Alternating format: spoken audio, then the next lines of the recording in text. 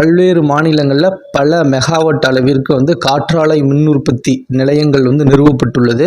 இந்த 2024-25ஆம் ஆண்டில் எந்த ஒரு மாநிலம் அதிகமான இந்த காற்றாலை மின் உற்பத்திக்கான கட்டமைப்பை ஏற்படுத்தியுள்ளது அப்படின்னு பார்க்கும்போது கர்நாடகா மாநிலம் தான் புதிய காற்றாலை மின் உற்பத்தி திறன் மீதான சேர்ப்பில் அடிஷன் அவங்க வந்து பவர்ஸ் வந்து ப்ரொடக்ஷனுக்கு வந்து அடிஷனாக விண்டு பவர் ஸ்டேஷன்ஸ் வந்து ஏற்படுத்தியிருக்காங்க. ஸோ இதில் வந்து கர்நாடகா மாநிலம் வந்து முன்னணியில் உள்ளது. இந்த கெப்பாசிட்டி அடிஷனில் 2024-25 கர்நாடகா மாநிலம் முன்னணியில் உள்ளது.